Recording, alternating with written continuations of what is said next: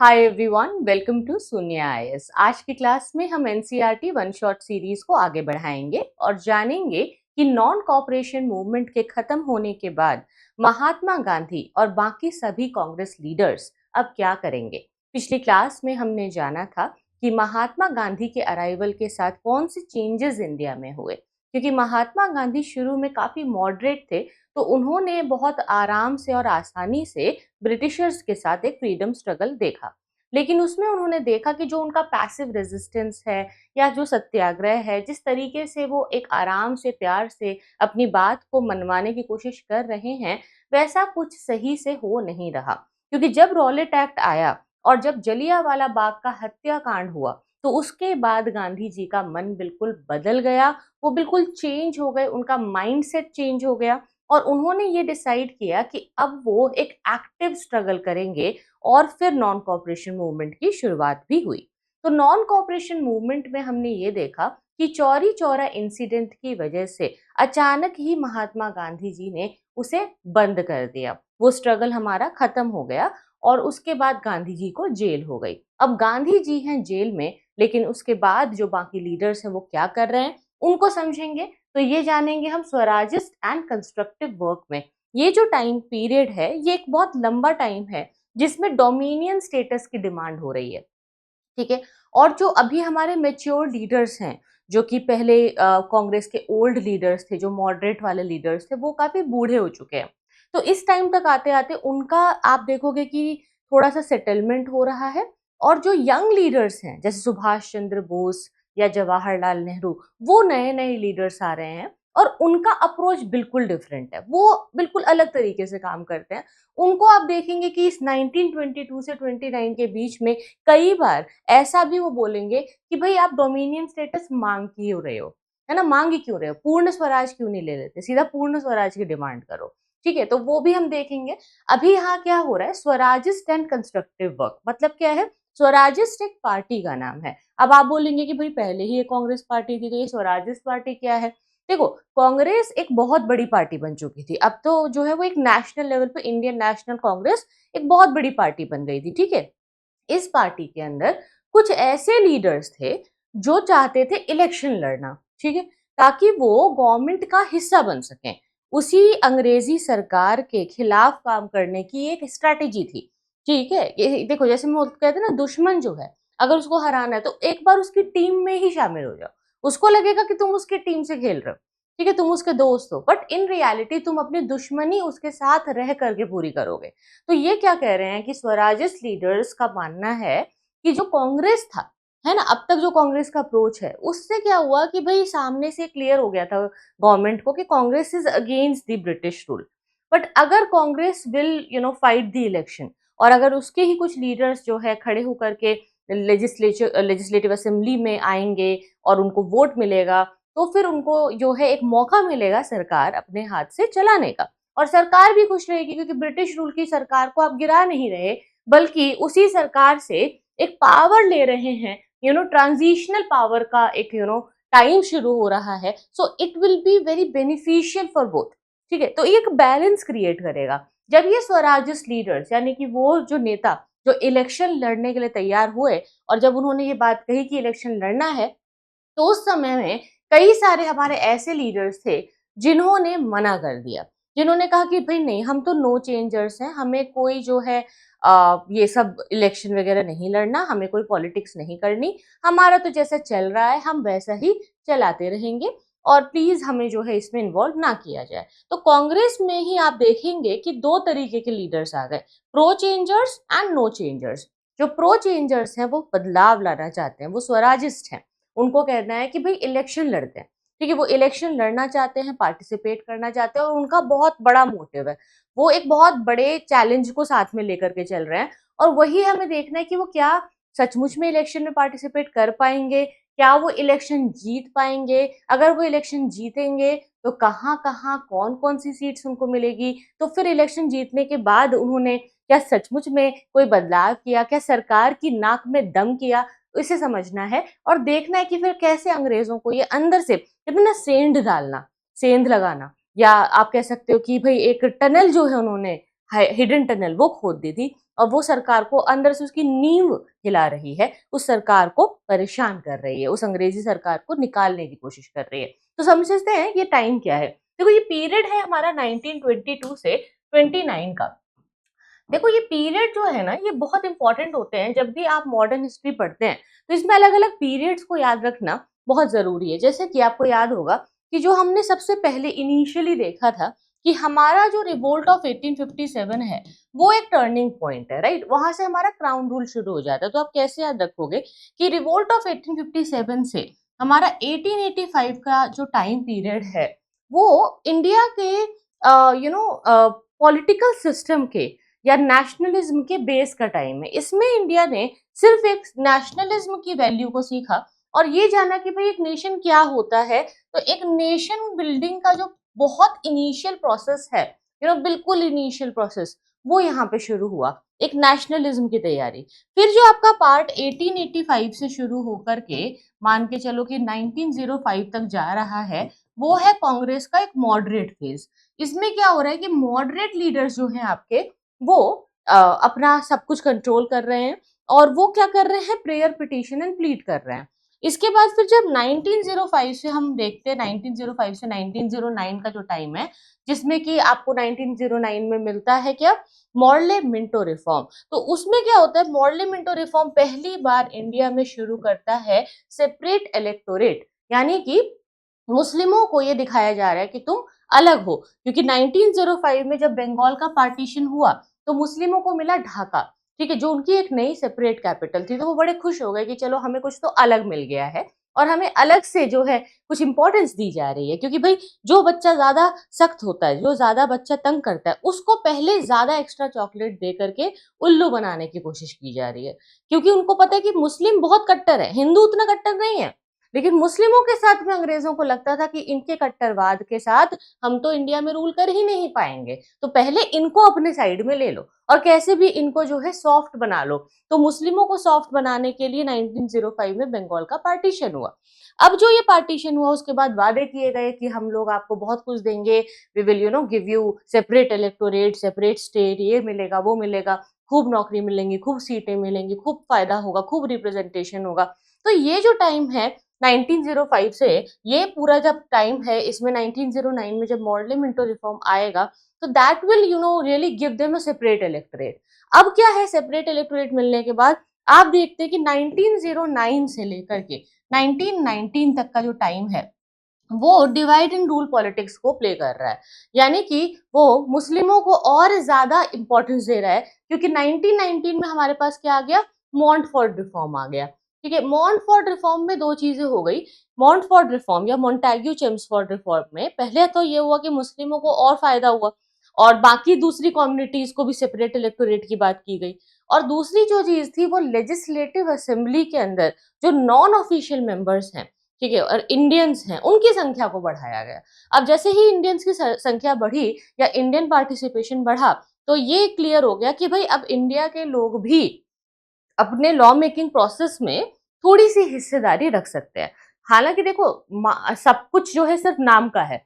Real में 1919 में जो मॉन्टफोर्ट रिफॉर्म है वो इंडियंस को किसी भी प्रकार की रियल पावर नहीं दे रहा। ठीक है, बजट को वो डिस्कस कर सकते थे, चेंज नहीं कर सकते थे, ठीक है, सप्लीमेंट्रीज इश्यू कर सकते थे, लेकिन जो भी वो कह रहे हैं, जो भी वो एडवाइस दे रहे हैं, वो जरूरी नहीं है कि किसी पे बाइंडिंग है। समझ रहे हो? तो लेजिस्लेटिव जो असेंबली है उसको पावर को उसकी बढ़ाया तो जा रहा है, बट इन रियलिटी जो इंडियंस हैं उनके पास अभी भी कोई पावर नहीं है।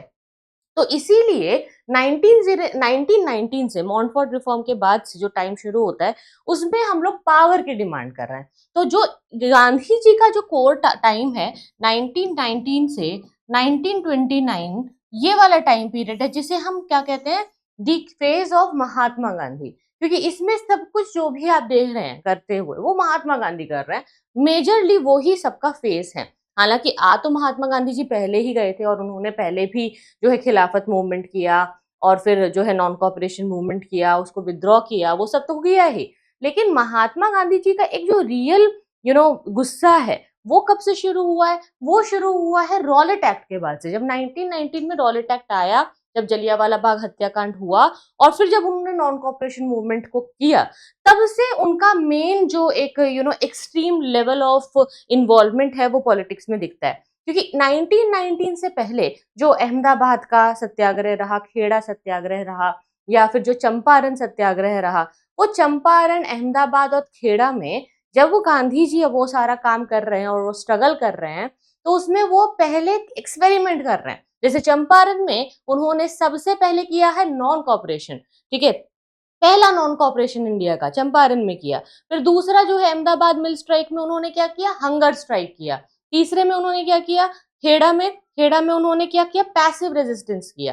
यानी कि उन्होंने कहा कि भाई हम आपके साथ जो है आपकी बात को मानेंगे ही नहीं, ठीक है, हम आप जो भी कहोगे हम उसको समझेंगे ही नहीं, नॉन कॉपरेशन कर देंगे। तो उसको कह सकते हैं आपकी वो एक तरीके का नॉन कॉपरेशन है, एक तरीके का ऐसा सिस्टम है जिसमें वो जो सरकार है उसकी बात को रेजिस्ट कर रहे हैं और टैक्स नहीं दे रहे हैं, ठीक है। एक और चीज ध्यान रखिए कि जो पहला जो चंपारण वाला है, that is what, that is not non cooperation, that is first civil disobedience. वो एक करेक्शन करना, अभी मैंने जो बोला था उस पर ध्यान दो। आप उसको रनिंग नोट्स अगर बना रहे हो तो चेंज करो। The first civil disobedience movement was the Champaran movement, ठीक है। दूसरा क्या है, the first hunger strike was the Ahmedabad mill strike. तीसरा क्या है, first non cooperation movement was the Kheda satyagraha, जो खेड़ा में हुआ, ठीक है। ये तीनों चीजें लिख लेना, इसको करेक्शन कर लेना, अगर मैंने कहीं कुछ गलत बोला हो तो ध्यान देना उस पे, है ना। ये तीनों चीजें हम लोग पढ़ चुके हैं। तो अब तक जो था वो क्या, भाई आपको रिकैप दे रही थी मैं कि जो आप तक आपका हो गया, आप पढ़ चुके हो, कवर कर चुके हो। अब समझो कि क्या हो रहा है नया। 1919 से गांधी जी ने जो है अपना एक नया एक्टिव रोल प्ले किया। अब वो सबके सामने क्लियरली आ गए और उन्होंने ये बोल दिया था कि मैं जो है समझ चुका हूं कि क्या करना है, कैसे करना है। अब देखो क्या हो रहा है कि 1922 में गांधी जी चले गए हैं जेल। क्यों चले गए? क्योंकि 1922 में जो नॉन कॉपरेशन मूवमेंट आया था, उसे अचानक ही चौरी चौरा के इंसिडेंट की वजह से गांधी जी ने विद्रॉ किया। चौरी चौरा में जो पुलिस स्टेशन में आग लगाई गई, उसकी पूरी जिम्मेदारी गांधी जी ने ली और उन्होंने अपनी ड्यूटी मानी कि वो अगर जेल जा रहे हैं या सजा भुगत रहे हैं तो ये सही है, इन रियलिटी ये होना ही चाहिए, और शायद ये उनकी ड्यूटी है कि वो इस सजा को भुगते, क्योंकि जो हुआ था वो गलत था। तो चौरी चौरा इंसिडेंट के वॉयलेंस को गांधी जी ने अपने सर पे ले लिया और अब वो जेल में है। जब गांधी जी जेल में हैं तो कांग्रेस के बाकी सारे लोग जो है वो परेशान हैं कि आगे क्या करेंगे, वो डिसाइड नहीं कर पा रहे। तो उन्होंने सोचा कि देखो दो चीजें हो सकती है। एक तो ये हो सकता है कि हम कंस्ट्रक्टिव वर्क करें, जिसमें कि हम लोगों के बीच में जाएं, उनसे मिलें, उनसे बात करें, उनको नेशनलिज्म का ज्ञान दें, उनके साथ बैठें, उनकी मदद करें। जैसे कहीं पे फ्लड आ गया तो उसमें फ्लड रिलीफ का प्रोग्राम कर दिया, कहीं छोटा मोटा स्कूल खोल के बच्चों को पढ़ा लिया, थोड़ा ट्यूशन पढ़ा दिया, है ना, कोई इंडियन गुड्स जो है वो प्रमोट कर दिए। तो छोटे मोटे ऐसे काम जिसमें कि आप अपनापन अपने देश के नागरिकों के साथ बढ़ा रहे हैं, ठीक है। इसमें इसे क्या कहते हैं, ये एक्टिव पॉलिटिक्स नहीं होती, ये सॉफ्ट तरीका होता है लोगों से जुड़ने का, जनता से जुड़ने का। दूसरी तरफ कह रहे हैं स्वराजिस्ट, यानी कि कुछ ऐसे नेता, कुछ ऐसे लीडर कह रहे हैं कि भाई हमें ना नेता बनना चाहिए, हमें जो है पावर के लिए इलेक्शन लड़ना चाहिए। तो उन्होंने बोला ठीक है भाई, तुम अगर पावर के लिए जाओगे तो तुम हो स्वराजिस्ट, क्योंकि तुम स्वराज की डिमांड कर रहे हो, ठीक है। तो इस तरीके से स्वराजिस्ट पार्टी बनी, जो कि 1929 तक बहुत अच्छे लेवल पे, बहुत बड़े लेवल पे स्टे करेगी। और बाद में ये जब पूरा फुल अपना 1929 में जब नेहरू जी डिक्लेयर कर देंगे कंप्लीट इंडिपेंडेंस, तो इसके बाद फिर ये लोग अपनी खुद की सरकार लोकल एरियाज में चलाएंगे भी, ठीक है, वो आप देखना। और उसको वो कुछ हद तक, कुछ लेवल तक, हालांकि देखो लास्ट में सब सप्रेस हो जाता है, बट उन्होंने बहुत कोशिश की, ठीक है। तो वो एक बहुत अच्छी बात है। लेट्स अंडरस्टैंड क्या हो रहा है।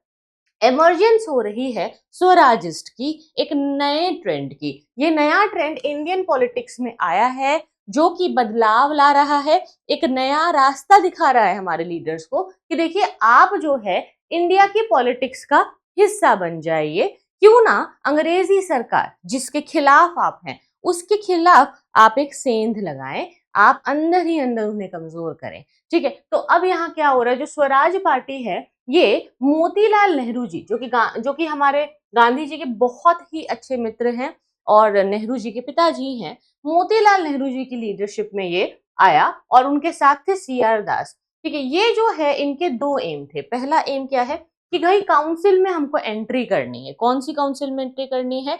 जो वॉइस रॉय की एग्जीक्यूटिव एंड लेजिस्लेटिव काउंसिल है, मेनली लेजिस्लेटिव काउंसिल, ठीक है, जिसमें कि लॉ बना सके इंडियंस, इंडियंस के हाथ में कानून बनाने का अधिकार आ जाए।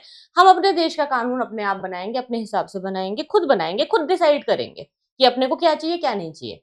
ठीक है, तो वो एक चीज है। अब यहाँ क्या हो रहा है कि एक तो काउंसिल एंट्री चाहिए इनको, दूसरा इनको क्या चाहिए, इनको चाहिए कंस्ट्रक्टिव वर्क, यानी कि लोगों के साथ मेल जोल बढ़ाना, भारत की जनता को विश्वास दिलाना कि भाई कांग्रेस पार्टी आपकी है, आपके लिए काम करती है, हम सब लोग मिलकर के रहेंगे। उनके लिए रिलीफ प्रोग्राम करना, उनको पढ़ाना लिखाना, उनको नेशनल वैल्यू सिखाना, उनको पॉलिटिकल वैल्यूज देना, एजुकेट करना, तो लोगों से जो है एक कनेक्शन बनाना और उनकी मदद करना, उसी को ये लोग कंस्ट्रक्टिव वर्क कहते हैं।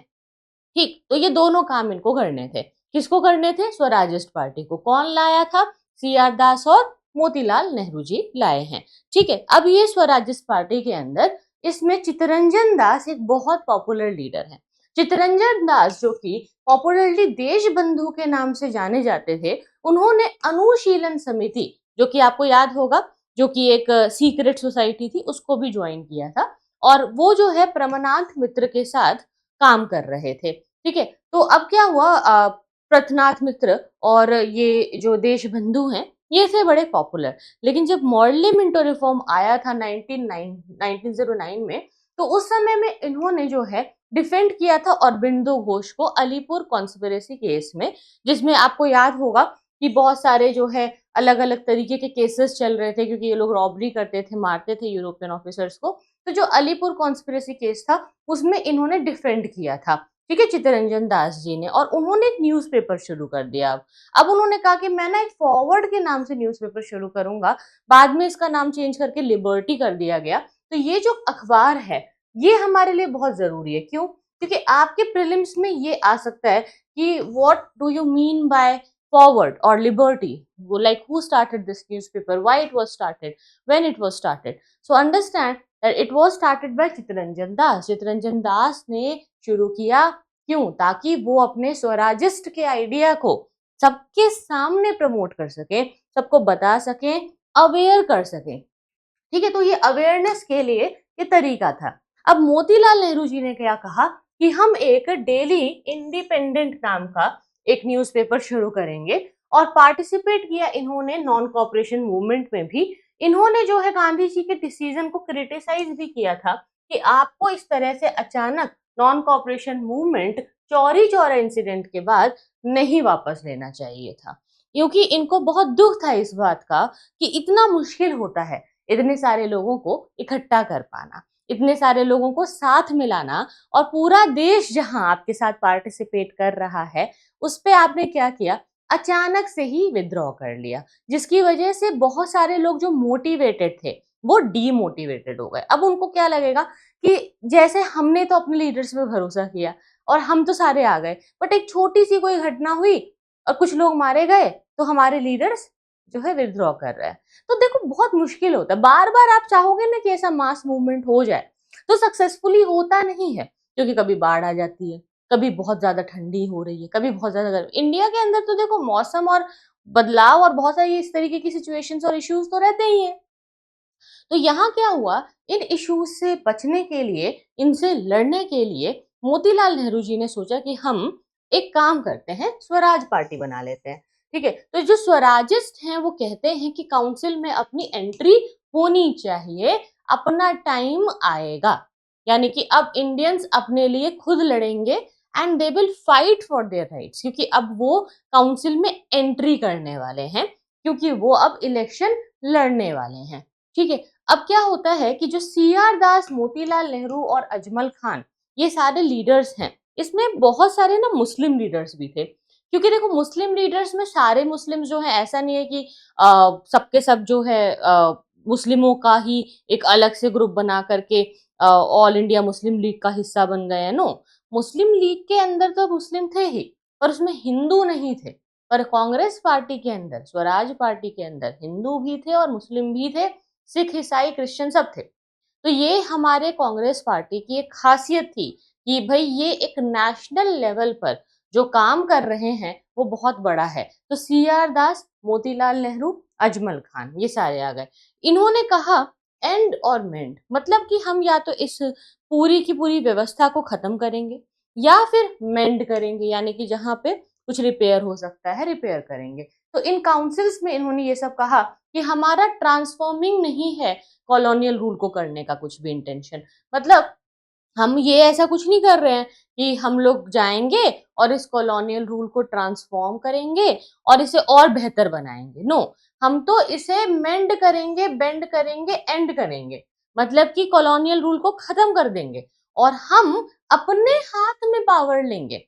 अगर आप कॉलोनियल रूल को ही ट्रांसफर और आगे ट्रांसफर कर रहे हो और फ्यूचर में उसको ट्रांसफर कर रहे हो और उसको और ट्रांजिशन दे रहे हो या ट्रांसफॉर्म कर रहे हो, तो फिर तो गड़बड़ है ना।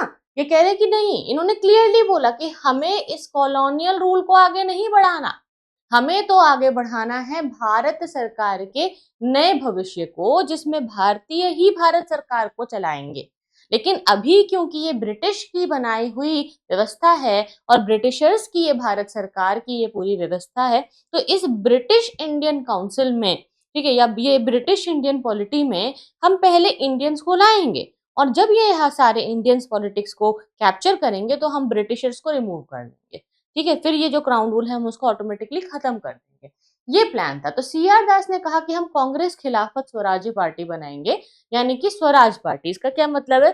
क्योंकि खिलाफत आंदोलन जब हुआ था तो बहुत सारे मुस्लिम्स आ गए थे, फिर उन्होंने मिलकर के नॉन कॉपरेशन मूवमेंट किया और हिंदू मुस्लिम साथ आ गए। तो इनको ये दिखाना था कि देखो, हम लोग ना सारे हिंदू मुस्लिम साथ में मिलकर के एक एसोसिएशन बना रहे हैं। और 1923 में उन्होंने खुद जो है एक प्रेसिडेंट के रूप में ये सारा अनाउंसमेंट करके ये पार्टी लॉन्च कर दी। ठीक है, तो सी आर दास जो है बहुत इंपॉर्टेंट लीडर, उन्होंने ये फॉर्मेशन अनाउंस किया। किस चीज का? स्वराज पार्टी का फॉर्मेशन अनाउंस किया और कहा कि मोतीलाल नेहरू जी उनके सेक्रेटरी होंगे।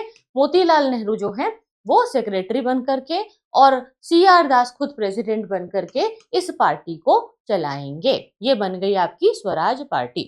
फाइन। अब ये जो स्वराज पार्टी है इसमें दो प्रकार के स्वराजिस्ट थे।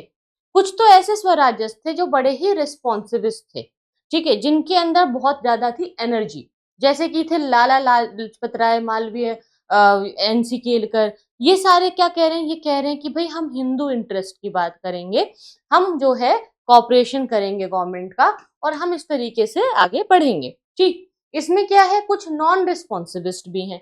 तो दूसरे जो प्रकार के स्वराजिस्ट लीडर हैं वो है नॉन रिस्पॉन्सिविस्ट, जिन्होंने कहा कि हम लेजिस्लेचर में काम नहीं करेंगे, हम इलेक्शन भी नहीं लड़ेंगे। 1926 का इलेक्शन इन्होंने नहीं लड़ा क्योंकि इनको लगता था कि जो एक पॉलिटिक्स में जिस लेवल की इनको काम करने की इंटेंशंस हैं, लोगों के साथ मिल करके जुड़ करके, वो ये नहीं कर पा रहे हैं। और काउंसिल के अंदर जा करके ये जिस तरह से इंडियंस अपनी डिमांड मनवा सकते थे अंग्रेजों से, वो नहीं मनवा पा रहे हैं।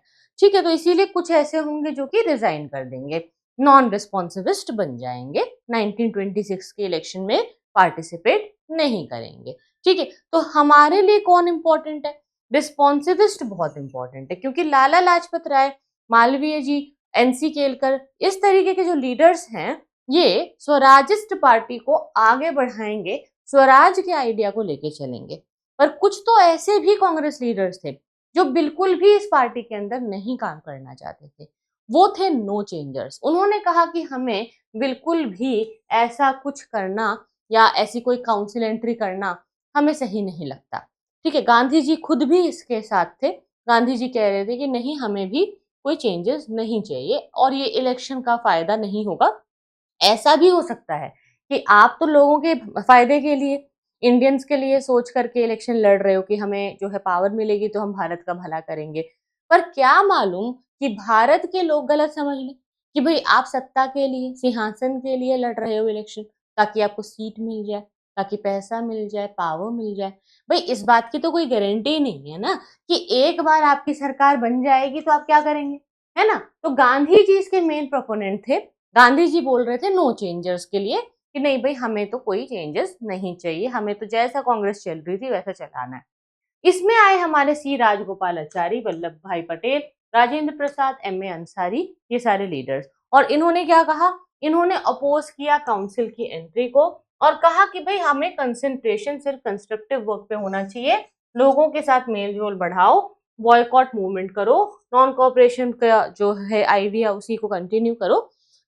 हालांकि देखो नॉन कॉपरेशन मूवमेंट तो खत्म हो चुका है एज अ होल, बट उसका जो आइडिया है कि हम गवर्नमेंट से कॉपरेट नहीं करेंगे, ठीक है, या हम बॉयकॉट करेंगे, विदेशी हटाओ स्वदेशी अपनाओ, ये सारे नारे लगाएंगे, लोगों से मिलेंगे, उनको एनकरेज करेंगे, उनको नेशनलिज्म का ज्ञान देंगे, उनको पॉलिटी का ज्ञान देंगे, ये सारा जो कंस्ट्रक्टिव वर्क है, ठीक है, लोगों से मेलजोल बढ़ाने का, वो सब करेंगे। तो आपका क्या कहना है कि जो हमारे नो चेंजर्स हैं वो गलत नहीं है, ठीक है, समझो।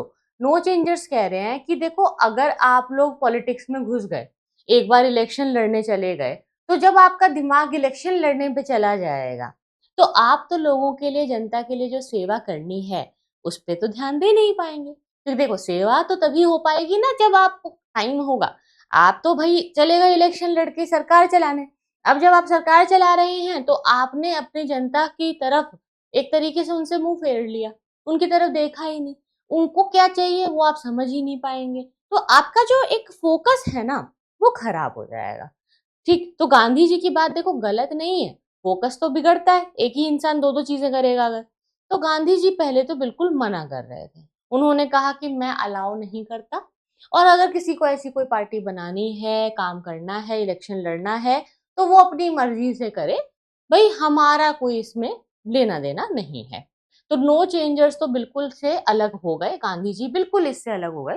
पर कुछ समय बाद, कुछ टाइम बाद गांधी जी को जब समझाया, ठीक है, जब उनसे खुद सारे लीडर्स मिले, तो गांधी जी को समझ में आया कि देखो बात में तो दम है, बाहर बैठ करके आप कब तक शोर मचाओगे, कब तक नारे लगाओगे, कब तक प्रोटेस्ट करोगे, कितने लीडर्स और हैंग होंगे, कितने लोगों को और फांसी चढ़ाई जाएगी। भाई इस आजादी के चक्कर में कितनों को फांसी हो चुकी है और कितने और फांसी पे लटकेंगे, कब तक तुम बस नारे लगाते रहोगे।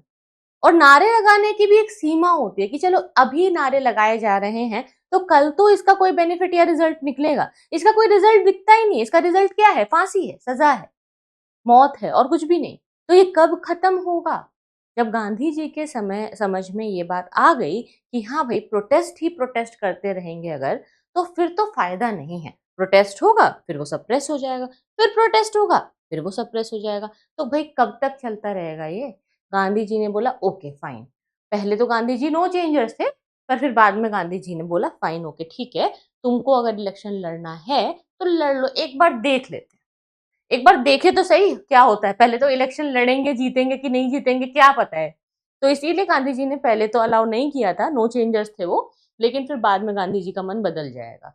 अभी देखो एक स्पेशल सेशन होगा कांग्रेस का दिल्ली में, जो कि 1923 में होगा सितंबर में। इसमें क्या हुआ, कांग्रेस ने कहा कि हम जितने भी प्रोपोगंडा थे अगेंस्ट काउंसिल एंट्री उसको सस्पेंड कर रहे हैं, मतलब कि काउंसिल में हम नहीं जाएंगे, सरकार में हम लोग नहीं घुसेंगे, पॉलिटिक्स में हम नहीं घुसेंगे, ये सारी बातें जो भी हम करते थे कि काउंसिल एंट्री के खिलाफ जो भी हमारा था आइडिया, उसको सस्पेंड कर रहे हैं, वो बात हम खत्म कर रहे हैं। अभी के लिए हम काउंसिल एंट्री को सपोर्ट करेंगे, we are not against the council entry but we will be with the council entry, ठीक है।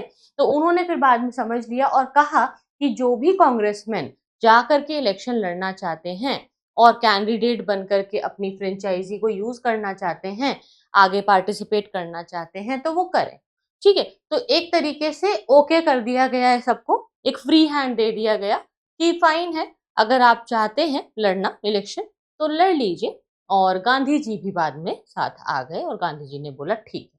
तो गांधी जी का एटीट्यूड इनिशियली तो बिल्कुल अलग था, ठीक है, स्वराजिस्ट के खिलाफ थे वो, बट जब वो जेल से छूटे तो उन्होंने धीरे धीरे स्वराजिस्ट की मांग को, उनके मन को समझा और कहा कि ठीक है, मैं आपके साथ ग्रेजुअली साथ में मिलकर के समझने के लिए तैयार हूँ। दोनों ही साइड्स के बीच में एक अग्रीमेंट हुआ जो कि 1924 में हुआ, ठीक है। गांधी जी ने अपने स्वराजिस्ट लीडर्स के साथ एक बेलगाम में सेशन किया था जो कि 1924 में हुआ था।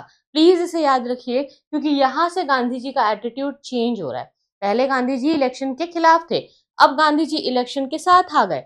इन्होंने कहा कि हम एक अग्रीमेंट करेंगे, वो दोनों ही एक अग्रीमेंट पे साथ आए 1924 में बेलगाम सेशन में। और इन्होंने, गांधी जी ने कहा कि मैं जो है खुद इस पे प्रिसाइड करूंगा।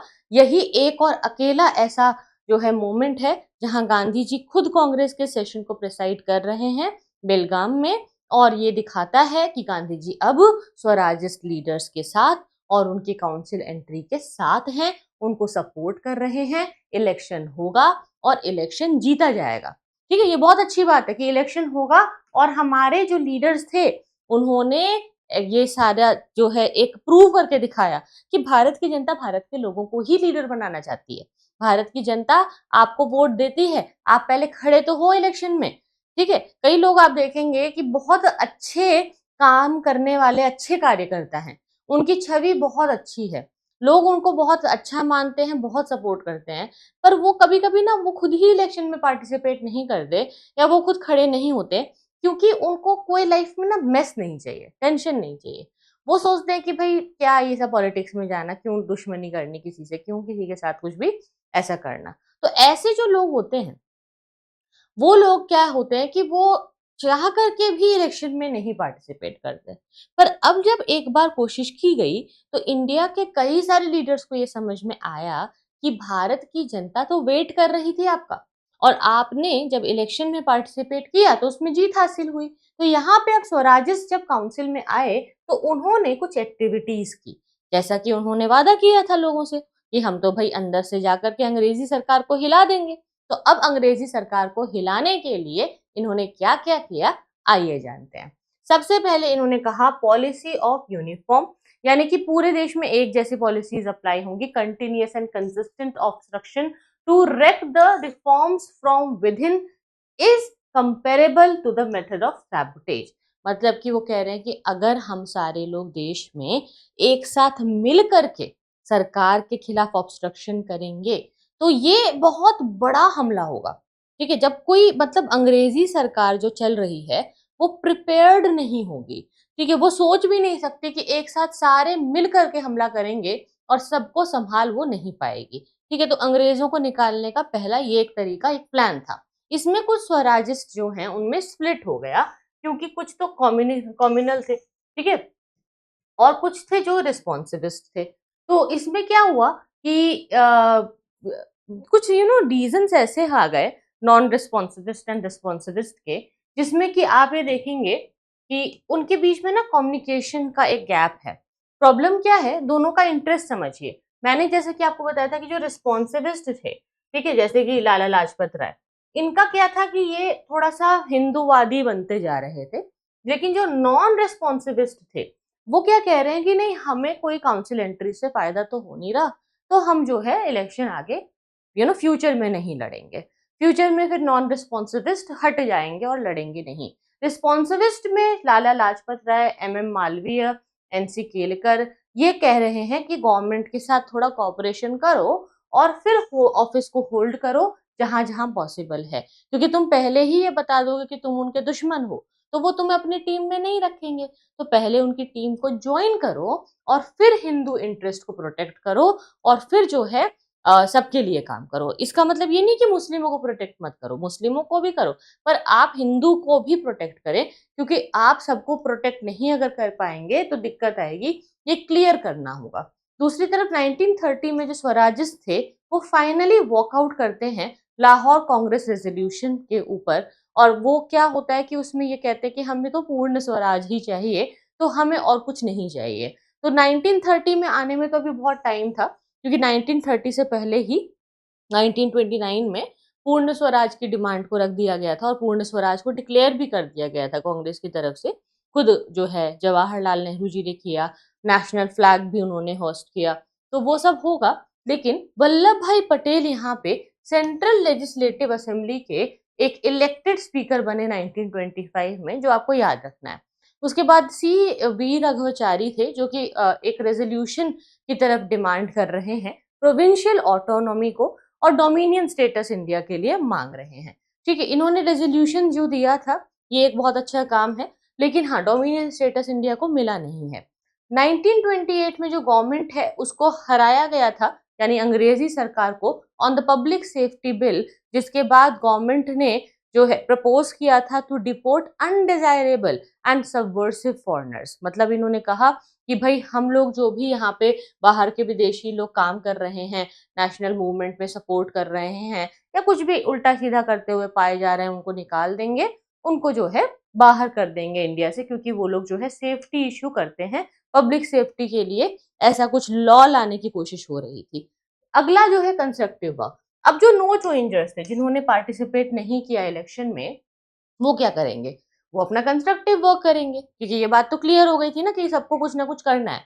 तो जो हमारे नो चेंजर्स हैं, उन्होंने कहा कि देखो हम तो इलेक्शन में पार्टिसिपेट कर नहीं रहे हैं, हम क्या कर रहे हैं, आश्रम बना रहे हैं। बहुत सारे आश्रम इन्होंने बनाए, जहाँ पे कई सारे महिलाएं, यंग वुमेन, यंग मेन सारे आए, और उन्होंने जो है ट्राइबल्स के साथ काम किया, लोअर कास्ट के लोगों को अपलिफ्ट किया, पर्टिकुलरली गुजरात के खेड़ा और बरदोली के एरिया में।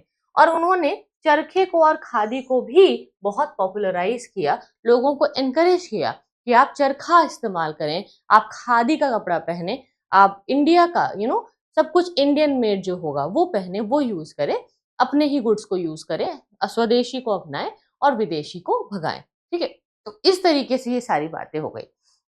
जो नेशनल स्कूल एंड कॉलेजेस हैं, इनको स्टैब्लिश किया गया था, ठीक है, to train students in a non colonial ideological framework. यानी बहुत सारे ऐसे छोटे छोटे स्कूल खोले गए, कॉलेज खोले गए, जो कि हमारे खुद के भारतीय लोगों द्वारा थे। उन भारतीयों ने जिसमें नेशनलिज्म की बात की, राष्ट्रवाद की बात की, और सबको इनकरेज किया कि ये हमारा राष्ट्रवाद का आइडिया है। साथ ही साथ हिंदू मुस्लिम यूनिटी पर भी जोर दिया गया, क्योंकि ये कांग्रेस पार्टी जानती थी कि मुस्लिमों को जानबूझ के रिझाया जा रहा है, फुसलाया जा रहा है अंग्रेजों के द्वारा, क्योंकि मुस्लिमों को फुसलाने के, रिझाने के बाद ही वो भारत पर राज कर सकते थे। उन्हें पता था कि भारत में असली खतरा उन्हें हिंदुओं से नहीं है, भारत में अंग्रेजों को असली खतरा हमेशा मुस्लिमों से था, क्योंकि वो जानते थे कि मुस्लिम बहुत कट्टर हैं और मुस्लिम अपने धर्म के लिए बहुत कट्टर रहते हैं। मुस्लिम अगर चाह लेंगे तो वो अंग्रेजों को भारत में एक दिन भी नहीं टिकने देंगे। इसीलिए मुस्लिमों को खुश करने के लिए, रिझाने के लिए उन्हें कभी बंगाल का पार्टीशन, तो कभी कम्युनल जो एक स्टेटस है या एक सेपरेट इलेक्टोरेट की बात कर दी, कभी पाकिस्तान जैसी डिमांड्स को उठा दिया। जानबूझ करके मुस्लिमों को दिखाया जा रहा है कि तुमको हमें रखने से फायदा होगा, अंग्रेजी सरकार अगर तुम्हारे साथ होगी तुम्हें फायदा होगा, तुम अंग्रेजी सरकार के खिलाफ मत जाओ, अंग्रेजों को भारत से मत निकालो। पर एक ना एक दिन ये जो एक बेवकूफ बनाने का सिलसिला है वो समझ में आ जाएगा, मुस्लिमों को भी समझ में आ जाएगा कि भाई एक तरफ तो जो कांग्रेस है वो हिंदू मुस्लिम एक साथ मिलकर के चला रही है, और हम सिर्फ मुस्लिमवादी बन रहे हैं, और हम जो ये अंग्रेजों को सपोर्ट कर रहे हैं क्यों करें? अरे हम खुद अपनी पार्टी बना के, अपना खुद का सब कुछ करके अपने हिसाब से जब फ्रीडम ले सकते हैं, तो फिर वो क्यों ना करे? तो जिस दिन मुस्लिमों को भी ये बात समझ में आ जाएगी और जब वो सारे साथ में आ जाएंगे, तब जो है सही मायने में भारत को इंडिपेंडेंस मिलेगी। राइट? तो यहाँ क्या हो रहा है, हिंदू मुस्लिम यूनिटी की बात हो रही है, अनटचेबिलिटी को अबॉलिश करने की बात करी जा रही है, क्योंकि देखिए आज तो भारत में अनटचेबिलिटी नहीं है, और कॉन्स्टिट्यूशनली तो बिल्कुल भी इसे सपोर्ट नहीं किया जाता। अनटचेबिलिटी एक क्राइम है इंडिया में, लेकिन जो पहले के लोग थे, ठीक है, वो बहुत ज्यादा इसे मानते थे, बहुत ज्यादा फॉलो करते थे। देखो मैं ये नहीं कहूंगी 100% ये एलिमिनेट हो चुका है, ठीक है, बिकॉज अभी भी कई लोग इसको डायरेक्टली नहीं बट इनडायरेक्टली फॉलो करते हैं। ठीक है, जैसे मान लो कि आपने ऑफिस में ये चीज देखी होगी, अगर आप खुद नहीं तो आपके पेरेंट्स के साथ आप ये डिस्कस करिएगा कि लंच टाइम में जब सबका लंच खुलता है तो ऑफिस में सभी लोग एक दूसरे का लंच शेयर नहीं करते। कुछ ऐसे लोग भी होते हैं जो अपना खुद का ही लंच खाते हैं, या फिर वो किसी किसी के साथ अपना लंच शेयर करते हैं, किसी किसी के साथ नहीं करते। मैंने ये भी देखा है कि कुछ घरों में जब कोई गेस्ट आते हैं तो गेस्ट की एक टाइप्स डिसाइडेड है कि ये वाले जो कप्स हैं, ये वाले जो प्लेट्स हैं, इसमें इसको खाना नहीं देना, इसको इस वाले कप में चाय नहीं देनी, जब वो आएगा तो उसको उसमें देना है। ये सारी चीजें होती हैं, यही अनटचेबिलिटी है। अब इसमें एक चीज को समझो, there is difference between untouchability and being hygienic. Like मैं आपको बताती हूँ, कुछ मेरे फैमिली में ऐसे मेंबर्स हैं जो कि बहुत ज्यादा हाइजीनिक है और वो एलर्जिक हैं, किसी और के टच किए हुए पानी को पीने से, या किसी का जूठा खाने से, या किसी और के साथ प्लेट शेयर करने से। उनका सारा वो सेपरेट रखते हैं, ठीक है, क्रॉकरी आइटम या कुछ भी है तो वो अलग रहेगा, जिससे कि वो अपनी हेल्थ को और हाइजीन को मेंटेन कर रहे हैं। This is not untouchability. इसमें क्या हो रहा है कि आप अपना एक डिफरेंट चूज कर रहे हो। जैसे मान लो घर में सारे मेंबर्स हैं, तो आपने अपनी एक चाय की कप अलग बनाई हुई है कि ये मेरी चाय की कप है, इसमें मैं ही चाय पीऊंगा और कोई नहीं चाय पिएगा।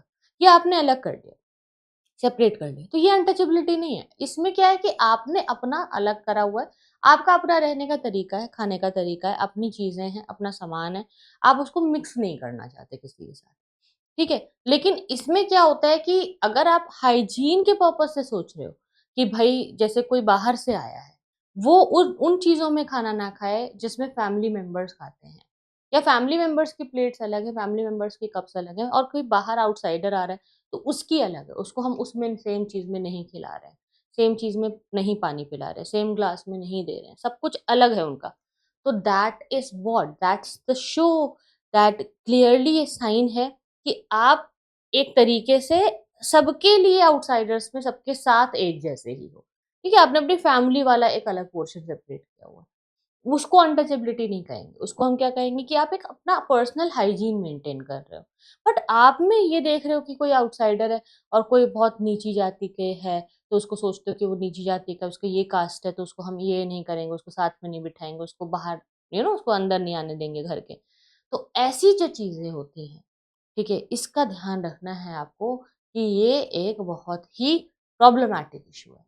हालांकि बहुत कम हो गया है, अब काफी कम हो गया है ये इंडिया में, बट अभी भी है, इट इज स्टिल देयर, ठीक है। ये प्रॉब्लम आज भी है, जो अनटचेबिलिटी की प्रॉब्लम इंडिया में चल रही है, ठीक है।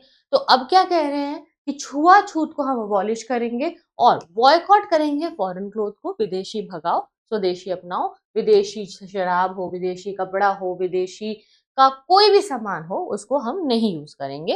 फ्लड रिलीफ ये लोग करते थे, कहाँ जहां जहां पे भी बाढ़, क्योंकि वो बाढ़ बहुत आती थी, तो डैम्स वगैरह उतने अच्छे थे नहीं, इंफ्रास्ट्रक्चर बढ़िया था नहीं, तो इसीलिए ये सब किया जाता था। इस बीच में एक मुदिवन कमेटी आती है, 1924 की बात है, जिसने कहा कि जो डायाकी चल रही है, डायाकी इंट्रोड्यूस हुई थी ना मॉन्टफोर्ट रिफॉर्म के साथ जो आया था सब कुछ, उसमें बोला कि जो डायाकी है, इसको हमने देखा कि वो 1919 में मॉन्टफोर्ट रिफॉर्म के द्वारा या गवर्नमेंट ऑफ इंडिया एक्ट के द्वारा आया, इसको इन्वेस्टिगेट करेंगे। और इसमें 4 इंडियन मेंबर्स थे, सर श्रीवस्वामी अय्यर और डॉक्टर RPP परंजपे, सर तेज बहादुर सप्रू और मोहम्मद अली जिन्ना, ठीक है। तो ये आप याद रखना है इसका नाम, क्योंकि मोहम्मद अली जिन्ना बहुत इंपॉर्टेंट लीडर हैं, क्योंकि इनको आप देखेंगे कि इनका राइज जो है कैसे मुस्लिम लीग में बाद में हो रहा है, एंड वाई वो चेंज करते हैं, पहले कांग्रेस के साथ काम करते थे, फिर मुस्लिम लीग के साथ काम करने लगे, है ना, फिर पाकिस्तान की डिमांड इन्होंने काफी तेज कर दी थी। तो वो सारी चीजें हैं, आप यहाँ ध्यान रखिएगा कि ये एक इन्वेस्टिगेशन के लिए कमेटी बनाई गई थी। सबको यही समझ में आया कि डायाकी का कोई फायदा है नहीं, डायाकी से कोई कुछ चल नहीं रहा। फिर कुछ नए फोर्सेस आए, इसमें कुछ नए सोशलिस्ट आइडियाज आए, कुछ ट्रेड यूनियंस आए, जिन्हें हमें समझना है। ये क्या नए फोर्सेस हैं, इसमें एक नया इंट्रोडक्शन हो रहा है, the idea of marks and socialist thinkers. इन्होंने कई ग्रुप्स को इंस्पायर किया इंडिया में और उनको सोशलिज्म की तरफ लाया, और तो और कम्युनिज्म को भी सपोर्ट किया। इस आइडिया में जो कम्युनिज्म, यानी कि कम्युनिज्म की इकोनॉमी, ठीक है, it is not communalism, it is communism, ठीक है। ये जो आइडिया है, इससे एक लेफ्ट विंग कांग्रेस के अंदर पनपने लगा, जिसके अंदर जवाहरलाल नेहरू, सुभाष चंद्र बोस जैसे कई सारे यंग लीडर्स हुआ करते थे। अब सबसे पहले ये लेफ्ट एंड राइट समझो क्या है। लेफ्ट विंग का क्या मतलब है कि एक ऐसी विंग, एक ऐसा पार्ट जिसके अंदर सोशलिज्म और कम्युनिज्म को वैल्यू दी जाती है। लेकिन जो राइट विंग है, वो कैपिटलिज्म को वैल्यू ज्यादा देगा, वो कैपिटलिज्म की तरफ जाएगा। अब मैं आपको बताती हूँ कि इंडिया में आज जो है बिजनेस को या प्रॉफिट बनाने को या फिर इंडस्ट्रीज बनाने को, कैपिटलिज्म को इतना बुरा नहीं माना जाता प्रेजेंट में जितना पहले माना जाता था। इंडिया में बिजनेस वालों को हमेशा नीचे दबाया गया। आप वैदिक जो एज है उसी की बात कर लीजिए, जो वैश्या कम्युनिटी थी, वैश्यास जो ट्रेड एंड कॉमर्स वाले थे, वो जो वैश्यास थे वो ट्रेड एंड कॉमर्स करते थे और उनको सोसाइटी में काफी सब स्टैंडर्ड रखा हुआ था। उनको हमेशा समाज में इक्वालिटी के लिए या अपलिफ्टमेंट के लिए दूसरे धर्म की तरफ देखना पड़ा। बुद्धिज्म, जैनिज्म जैसे धर्मों में जहाँ इक्वालिटी है, कोई ऐसा वैदिक सिस्टम नहीं है या कोई ऐसी हायरार्की नहीं है, उसकी तरफ वो लोग बढ़े। ठीक है? क्योंकि उनको हिंदुइज्म में ये पता था कि जो एक प्रॉब्लम है ब्राह्मण, क्षत्रिय, वैश्य, शूद्र, ये जो चतुर्वर्ण सिस्टम है, उस चतुर्वर्ण सिस्टम में वो अपने आप को सोशली अपलिफ्ट कर नहीं पाएंगे। और बिजनेस को हमेशा से इंडिया में इनिशियली थोड़ा सा नीचे रख के देखा गया है, बहुत ज्यादा इज्जत से नहीं देखा गया है। लेकिन अब जो है समय बदल गया है। आज हम एक ग्लोबल वर्ल्ड में रहते हैं, अब एक मॉडर्न टाइम आ गया है। अभी हम बिजनेस को बहुत इज्जत से देखने लगे हैं। अब लोग बिजनेस करना चाहते हैं, बिजनेस की तरफ भी बढ़ रहे हैं। थोड़ा सा माइंडसेट अब बदलने लगा है लोगों का, और उन्हें समझ में आ रहा है कि बिजनेस कोई बुरी चीज नहीं होती और उसको सही तरीके से करना आना चाहिए। राइट? अब लोगों को उसके बारे में समझ में आ रहा है, बट पहले सिर्फ और सिर्फ कुछ ही ऐसे लोग हुआ करते थे, कुछ ऐसी कम्युनिटीज हुआ करती थी जो बिजनेस को समझती थी और बिजनेस करती थी। ठीक है? और बाकी लोग वो चीजें नहीं करते थे। तो अब यहाँ क्या हमें समझना है कि जो आइडियाज थे मार्क्स के और जो सोशलिस्ट थिंकर्स के, वो कह रहे हैं कि हमें क्या चाहिए, हमें सोशलिज्म चाहिए। ठीक है? अब आपको ये डिफरेंस समझना होगा। जो सोशलिज्म है वो कम्युनिज्म का ही एक लिबरल आर्म है। जिन लोगों को नहीं पता मैं बता दूं, देखो, सबसे पहले तो डिफरेंस समझो कम्युनिज्म और कैपिटलिज्म का। ठीक है? कम्युनिज्म में क्या होता है, कम्युनिज्म में स्टेट कंट्रोल होता है इकोनॉमी पे। ठीक है? सरकार डिसाइड करेगी क्या बनेगा, क्या बिकेगा, क्या कहाँ जाएगा, क्या प्रोडक्शन होंगे, सब कुछ जो आर्थिक व्यवस्था है, पूरा अर्थशास्त्र कम्युनिज्म में सरकार चलाती है, सरकार के पास कंट्रोल होता है। लेकिन कैपिटलिज्म में मार्केट के पास कंट्रोल होता है, जिस चीज की डिमांड होगी वो चीज सप्लाई होगी। ठीक है? इसका एनवायरनमेंट से या किसी लेबर एक्सप्लॉइटेशन से लेना देना नहीं है। तो कैपिटलिज्म सिर्फ प्रॉफिट के बारे में सोचता है, कैसे भी प्रॉफिट मिल जाए, जिसकी वजह से कभी कभी बहुत एक्सप्लॉइटेशन हो जाता है। लेकिन कम्युनिज्म प्रॉफिट नहीं बल्कि वेलफेयर के बारे में सोचता है। ये कहता है कि भाई हम साइकिल बनाएंगे, क्योंकि साइकिल गरीब भी खरीद सकता है, अमीर भी खरीद सकता है, तो हम बाईसाइकिल बनाएंगे, बाईसाइकिल की प्रोडक्शन करेंगे सस्ते में, अच्छा। लेकिन कैपिटलिज्म क्या कहेगा कि नहीं, लग्जरी कार्स भी बनाओ ताकि लोग अफोर्ड करने की कोशिश कर सके, लोग उसके लिए मेहनत करेंगे, काम करेंगे, खरीदेंगे, पैसा देंगे। तो तुम जिसको जो चाहिए उसके लिए वो बनाओ। अब क्या अच्छा है, देखो, पहले आप इस लेवल को अचीव करो। आप किसी भी कंट्री में पहले तो देखो वेलफेयर करोगे, सबको एक लेवल पे लाओगे, तब लग्जरी की बात होती है। Necessity is more important then luxury. पहले अपनी आप नेसेसिटीज को पूरा करेंगे। ठीक है? कि कम से कम बेसिक्स आपके ठीक हो जाए, सबके पास रोटी कपड़ा मकान हो, सबकी बेसिक नीड्स पूरी हो जाए, और फिर उसमें हम और क्वालिटी और इम्प्रूवमेंट लाएंगे। तो पहले हम बेसिक नीड्स पूरी करेंगे, फिर उन बेसिक नीड्स की क्वालिटी को इम्प्रूव करेंगे। ठीक? ये एक ट्रांजिशन है जो किसी भी सरकार में, किसी भी समय काल में होता है और होना चाहिए। इंडिया में क्योंकि अब हम लोगों ने बेसिक नीड्स को फुलफिल कर लिया है, ठीक है, आज प्रेजेंट टाइम में, क्योंकि अब हम लोगों की बेसिक नीड्स फुलफिल हो गई हैं, पॉवर्टी बहुत कम हो चुकी है पहले के मुकाबले, अब गरीबी उतनी नहीं है। गरीबी का मतलब जिसके पास बेसिक नीड्स भी ना हो। तो ऐसे लोग अब आपको अपने देश में बहुत कम मिलेंगे, रेयर मिलेंगे, जिनकी बेसिक नीड्स भी पूरी नहीं होती हैं, क्योंकि ऐसे लोग जो है उनके पास बहुत सारे दूसरे ऑप्शंस हैं शरण लेने के लिए। और हमारे यहाँ तो देखो आप, लंगर लगते हैं और फ्री में खाना भी खिलाया जाता है। किसी भी रिलीजियस इंस्टीट्यूशन के बाहर आपने देखा होगा कि फ्री में खाना पीना लोगों को बांटा जाता है, दिया जाता है। डोनेशंस बहुत लिबरल हैं हमारी कंट्री में, तो फिर काम लोगों का चल जाता है, गरीबों को भी इतनी दिक्कत नहीं होती है। बेसिक नीड्स तो देखो पूरी हो ही जा रही हैं। कुछ बहुत एक्सेप्शनल केसेस होंगे, ठीक है, बिल्कुल रेयर, जहाँ पे कहीं कहीं पे बहुत ऐसा पिछड़ा हुआ इलाका है, जहाँ अत्यंत गरीबी है, जहाँ बिल्कुल ही खाने के लिए नहीं है, तो ऐसा बहुत एक्सेप्शनल केसेस में आपको मिलेगा आज के टाइम इंडिया में, बहुत एक्सेप्शनल केसेस में। वरना जनरली इंडिया में अब हमें बेसिक नीड्स की प्रॉब्लम भारत के लोगों को नहीं होती है। अब उन बेसिक नीड्स में क्या दिक्कत आ रही है कि सबका वेलफेयर तो हो रहा है, बेसिक नीड्स तो पूरी हो गई है, ठीक है, लेकिन वो बहुत गंदी हालत में है, उसकी क्वालिटी इंप्रूव करनी है।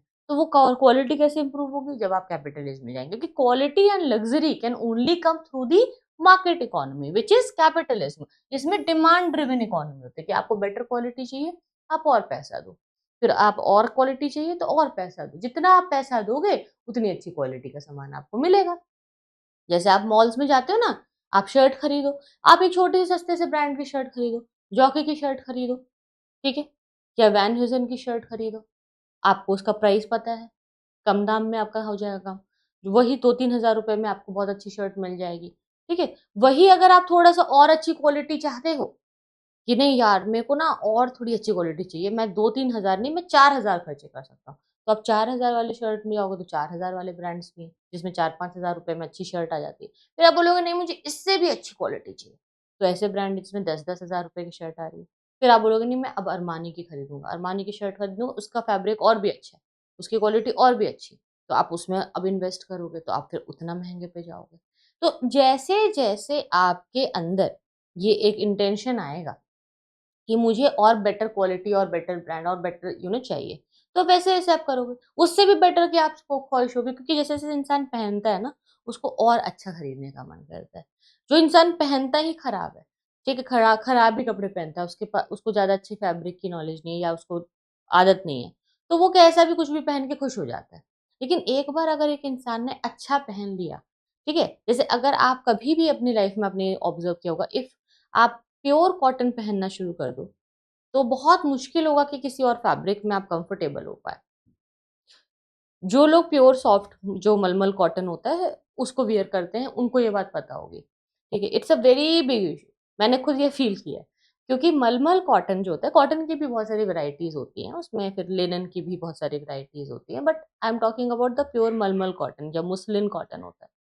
कभी भी अगर आप मुस्लिन को या मलमल को देखेंगे तो वो इतना सॉफ्ट और इतना फ्लफी होता है कि अगर आप वो पहनने लग जाए तो आपको मुश्किल ही है कि कोई और टाइप ऑफ फैब्रिक पसंद आएगा। फिर आप उसी में बेटर क्वालिटी ऑफ मलमल और better quality of you know muslin में जाना पसंद करेंगे, you will not prefer any other wear.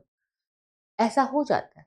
तो ये तभी होता है जब आप वो खाओगे, है ना? जो वो टेस्ट आपने अगर लिया ही नहीं है, तो पता ही नहीं होगा। यहाँ क्या हो रहा है कि इंडिया के लोग इस समय में इतने गरीब हैं, जब ये स्ट्रगल चल रहा है, आज़ादी की लड़ाई जब हो रही है, वो इतने गरीब हैं कि उनको लगता है कि बस किसी तरह से उनकी बेसिक नीड्स पूरी हो जाएँ। समझ रहे हो? यहाँ पे इन लोगों को क्या है पता कि भई लग्ज़री क्या होती है? उनको तो बेसिक नीड्स ही पूरी नहीं हो रही हैं। तो बेचारे जिनको रोटी कपड़ा मकान पूरा नहीं हो रहा, तो उनको तो वही लोग पसंद आएंगे ना जो रोटी कपड़ा मकान की बात करें। हालांकि नेहरू जी और ये सारे जो लीडर्स थे, ज्यादातर कांग्रेस पार्टी के लीडर्स थे, बहुत बड़े बड़े एडवोकेट्स और बहुत बड़े बड़े वकील थे, बहुत पैसे वाले घरों के लोग थे, बहुत एलीट क्लास से आते थे और ब्राह्मण फैमिली से आते थे।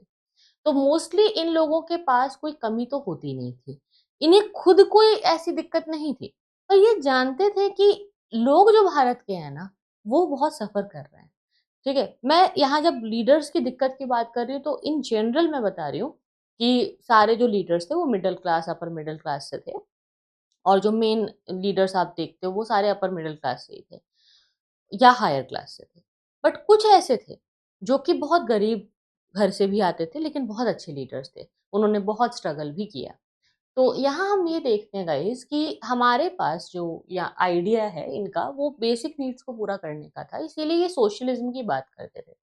इसमें सोशलिज्म की जब हम बात करते हैं तो सोशलिज्म कम्युनिज्म का ही एक लिबरल आर्म है। मतलब सोशलिज्म क्या कहता है कि हम क्लोज डोर इकोनॉमी रखेंगे but we can still open a window, ठीक है। तो छोटा सा एक विंडो रहता है सोशलिज्म में, थोड़ा सा ये मार्केट के साथ इफ नीडेड को एग्जिस्ट कर सकते हैं, लेकिन रूल्स गवर्नमेंट ही बनाती है, राइट। तो यहाँ पे अब मार्क्सिस्ट एंड सोशलिस्ट आइडियाज का काफी तेजी से एक स्प्रेड हो रहा था, क्योंकि लोगों के पास खाने पीने को कुछ नहीं था। तो वो लोग यही कह रहे थे कि भाई किसी के पास तो कोई तो बहुत अमीर है और कोई बिल्कुल ही गरीब है, तो ऐसा नहीं होना चाहिए, कुछ ऐसा करें हम कि भाई जो अमीर और गरीब है उनका भेदभाव कम हो जाए और सबके पास अच्छा हो रहना रहना खाना पीना। तो ये कुछ यंगर नेशनलिस्ट हैं, वो बहुत क्रिटिकल थे। उन्होंने कहा कि जो स्वराजिस्ट हैं वो तो अपना इलेक्शन लड़के सरकार बना करके सरकार के साथ काम करने लग गए, पर वो लोग भी रियल में जो एक गरीबी है उसकी प्रॉब्लम उसको नहीं समझ रहे। और जो नो नो चेंजर्स हैं वो तो बस कंस्ट्रक्टिव वर्क करते रहते हैं, बट इन रियलिटी और कुछ करने की जरूरत है। तो ये हमारे जो नए मार्क्सिस्ट और सोशलिस्ट लीडर्स हैं ये कहते हैं कि हमें और भी कंसिस्टेंट होकर के एंटी इंपीरियलिस्ट स्टैंड लाना पड़ेगा, यानी हमें पूर्ण स्वराज की ही डिमांड करनी चाहिए, हमें और कुछ नहीं मांगना चाहिए। क्यों आप डोमिनियन स्टेटस की बात करते हैं, क्यों आप किसी और के सामने हाथ फैलाते हैं? आपको अंग्रेजी सरकार के सामने हाथ फैलाना ही नहीं चाहिए। हमें उनके परमिशन की, उनके गवर्नमेंट एक्ट की, उनके रिफॉर्म की कोई नीड ही नहीं है। हम अपना खुद पूर्ण स्वराज डिक्लेयर करेंगे और हम मान लेंगे कि हम आजाद है। तुम्हें क्या करना है तुम जानो, हम आजाद हैं, हम अपने रूल्स बना रहे हैं, हम अपनी पार्टी बना रहे हैं, हम अपनी सरकार बना रहे हैं और हम तुम्हें नहीं मानते, तुम्हें नहीं जानते, तुम्हें जो करना है कर लो। ठीक है, ऐसा करके तुम बिल्कुल अड़ जाओ। ये अड़ियलपना जो है ये सिर्फ और सिर्फ यंगस्टर्स में होता है, क्योंकि जो यंग लीडर्स होते हैं ना, यंग ब्लड होता है, वो ना चेंजेस को, चैलेंजेस को स्वीकार कर लेते हैं, एक्सेप्ट कर लेते हैं। उन्हें लगता है कि सब ठीक हो जाएगा। उन्हें क्या लगता है कि हम कुछ भी कर सकते हैं। ठीक है, सब कुछ पॉसिबल है, सब कुछ ओके है, everything is fine and possible. तो उनके मन में ना एक तरीके का आप कह सकते हो एनर्जी होती है। तो ये एनर्जी यंग लीडर्स जो हैं हमारे जवाहरलाल नेहरू, सुभाष चंद्र बोस लेकर के आए और उन्होंने कहा कि मुझे तो बहुत गुस्सा आता है ये सोच के कि कैसे कांग्रेस पार्टी के कुछ लीडर्स लेजिस्लेटिव असेंबली में जाने के लिए अंग्रेजों के सामने हाथ फैला रहे हैं। जरूरत ही नहीं है आपको, तो आप पूर्ण स्वराज की डिमांड करो ना, कंप्लीट इंडिपेंडेंस ले लो। ठीक है, तो यहाँ पे ये लोग इन्फ्लुएंस थे बाय अवेयरनेस, और जो इम्पोर्टेंस था नेशनलिज्म और एंटी इंपीरियलिज्म का सोशल जस्टिस के साथ, इस सारे कॉम्बिनेशन को क्योंकि ये समझ गए हैं कि राष्ट्रवाद क्या होता है, समाजवाद क्या होता है और किस तरीके से चलना चाहिए, क्या होना चाहिए क्या नहीं होना चाहिए, ये सारी जो बातें हुई हैं इससे इनके अंदर बहुत सारे बदलाव आए हैं और ये बदलाव इनको एनकरेज कर रहे हैं कुछ नया सोचने के लिए। तो हमें जानना है कुछ अर्ली कम्युनिस्ट ग्रुप्स के बारे में जो कि कम्युनिज्म का सपोर्ट करते हैं। जैसा कि मैंने आपको बताया कि communism is all about the state economy. Communism किस चीज के बारे में है? स्टेट इकोनॉमी के बारे में है। राइट, यहां तक पहले आप लोग कमेंट्स में मुझे ये बताइए कि क्या आपको कम्युनिज्म और कम्युनलिज्म में डिफरेंस पता है? जिन जिनको पता है वो कमेंट में लिखें। ठीक है, मैं जरा पानी पीती हूँ, तब तक आप लिखो डिफरेंस कि कम्युनिज्म और कम्युनलिज्म में क्या डिफरेंस है।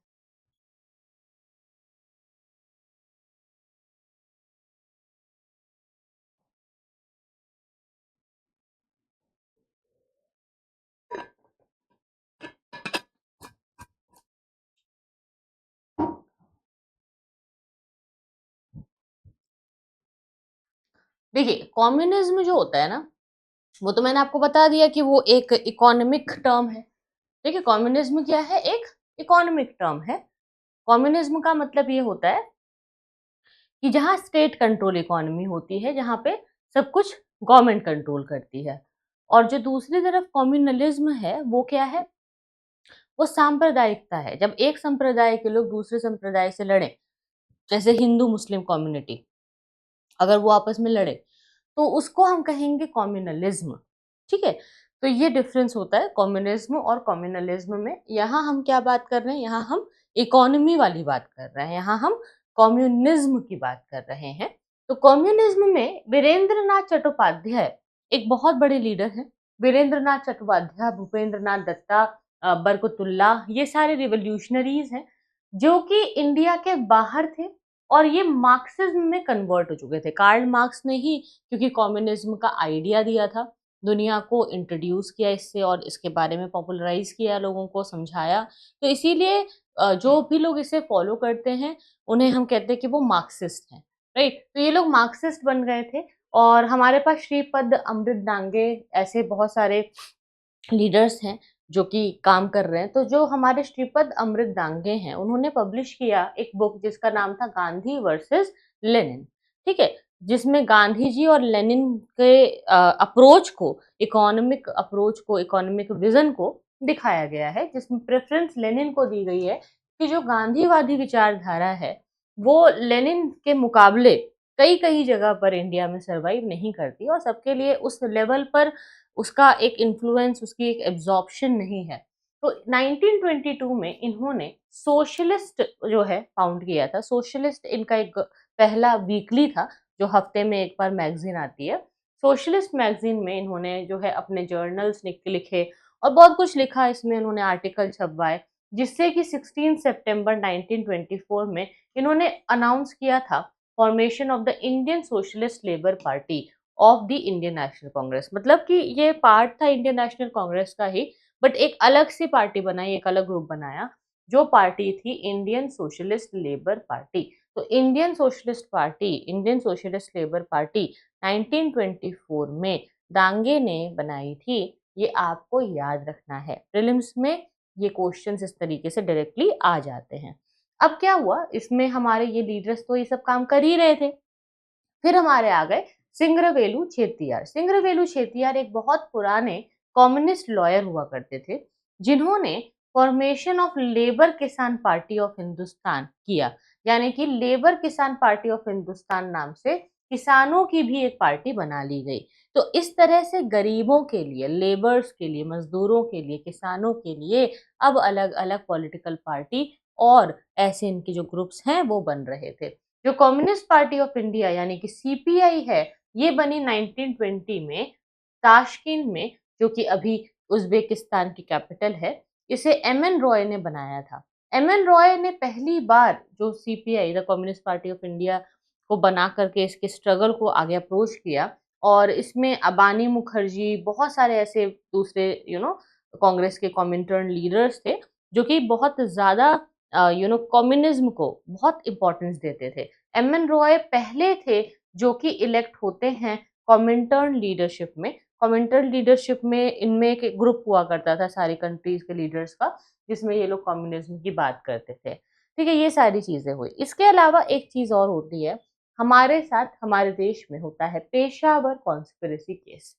इसको समझो। इसमें क्या होता है, ताशकंद के अंदर जब एमएन रॉय ने पार्टी बनाई और जब ये सीपीआई बन गया, तो जो थाउजेंड्स ऑफ मुस्लिम मुजाहिर्स थे यानी कि पिलग्रिम्स थे, इनके साथ एक इवेंट हुआ। ये लोग क्योंकि ब्रिटिश गवर्नमेंट से बहुत नाखुश थे और जिस तरह से सुल्तान ऑफ टर्की के साथ उनका बुरा एटीट्यूड रहा ब्रिटिशर्स का, तो गुस्सा था। इन मुस्लिमों को बहुत गुस्सा आता था। इन्होंने जो एमएन रॉय की मिलिट्री स्कूल है उसको ज्वाइन किया और तैयारी शुरू कर दी बदला लेने के लिए। तो अपने जब भारत के रिटर्न में ये वापस लौट रहे थे, तो उनको पकड़ लिया था पुलिस ने और पेशावर में ही उनको जो है पकड़ लिया गया था। तो उनके ऊपर जो है केस चला था। इसमें कई सारे कम्युनिस्ट को जो है जेल हुई। कानपुर बोल्शेविक कॉन्स्पिरेसी केस में भी ऐसा हुआ है 1924 में। इसमें ऐसे दांगे को भी जेल हो गई थी, मुजफ्फर अहमद को, शौकत उस्मानी को, नलिनी गुप्ता को, इन सबको जेल हो गई थी।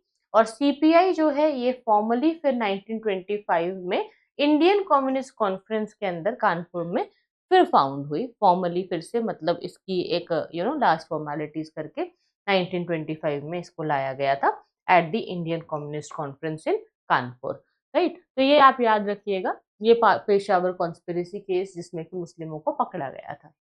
इसके अलावा जैसा कि मैंने आपको बताया, हमारे मजदूरों और किसानों के लिए भी अब पॉलिटिकल पार्टीज बन चुकी थी, जैसे कि वर्कर्स एंड पीजेंट्स पार्टी। ये मेन पॉलिटिकल पार्टी है। अर्ली जो कम्युनिस्ट लीडर्स थे उन्होंने कई सारी पार्टीज बनाई, तो उसमें जो है सीपीआई के ही एक फ्रंट ऑर्गेनाइजेशन के रूप में ये एक और वर्कर्स पार्टी लाई गई थी। जैसे कि लेबर स्वराज पार्टी बंगाल में काम कर रही थी 1925 से 26 के बीच में।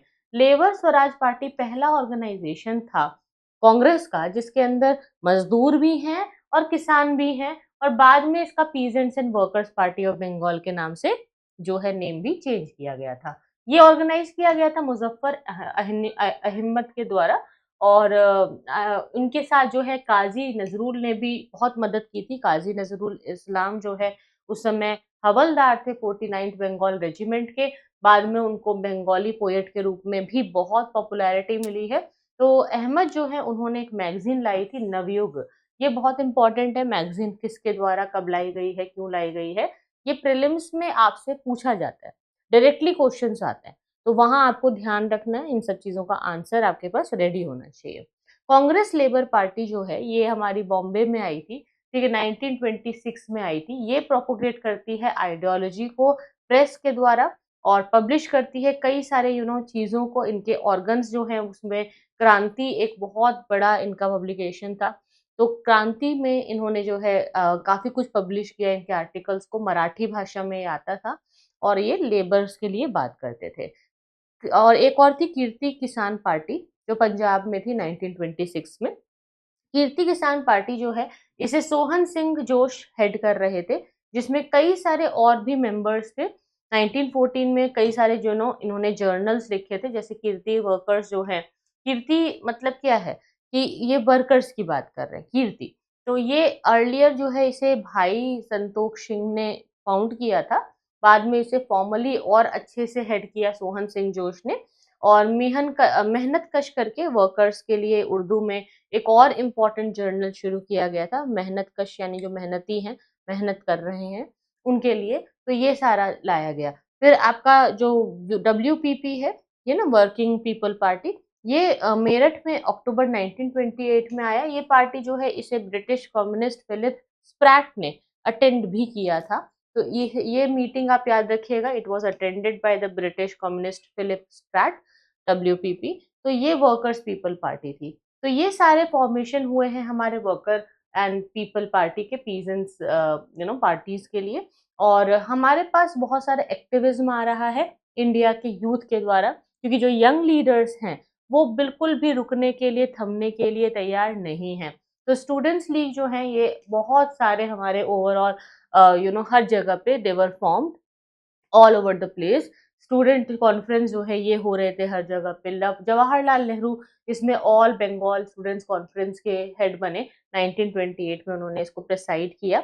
और जवाहरलाल नेहरू जी खुद बहुत ज़्यादा एंथुजियास्टिक और यंग लीडर्स में बहुत ज़्यादा तेज थे। उनके पास मतलब एक लीडरशिप क्वालिटी भी थी और गांधी जी का सपोर्ट भी था। पीजेंट्स एजिटेशन यहाँ पे अगर हम देखें तो वो काफ़ी सारे यूपी में हुए, जिसमें कि इन्होंने कहा कि भाई जो आपने टीनेंसी लॉ बनाए हैं, यानी कि जो हमारे टीनेंट्स के लिए, किसानों के लिए जो कानून बनाए हैं उनको बदलें, रेंट को थोड़ा कम करें, ठीक है, एविक्शन से प्रोटेक्शन दें कि किसी को भी ज़मीन से बेदखल ना किया जाए, तो है ना, किसी को भी किसी की ज़मीन पे कब्जा ना हो, डेट में रिलीफ मिले, कर्जे से उनको निकाला जाए। क्योंकि कई सारे किसान हमेशा कर्जे के बोझ में ही रहते थे, उनका पूरा जीवन कर्जों में ही निकल जाता था, राइट। तो सिमिलर पीजेंट सरप्राइजिंग जो है आंध्र रंपा रीजन में भी हुई, राजस्थान में। और रैयतवाड़ी एरियाज जो कि बॉम्बे और मद्रास के हैं, वहां पे भी हमें देखने को मिला। और वल्लभ भाई पटेल इस समय बहुत इंपॉर्टेंट थे हमारे लिए, जिन्होंने बरदौली सत्याग्रह को गुजरात में लीड किया 1928 में, जिसमें कि इन्होंने कई लोगों को ज्वाइन किया। इसीलिए इन्हें हम आयरन मैन ऑफ इंडिया कहते हैं, क्योंकि इनका जो काम है, किसी भी जगह पे आप देखिएगा, लोगों को एकजुट करने का, लोगों को साथ में जब लाने की बात आती थी ना, तो हमेशा वल्लभ भाई पटेल ही ये काम कर पाते थे। उनके अंदर ही ये क्वालिटी थी कि कैसे सबको इकट्ठा किया जाए, सबको ज्वाइन किया जाए, सबको साथ में लेकर के जाया जाए, सबको आगे बढ़ाया जाए।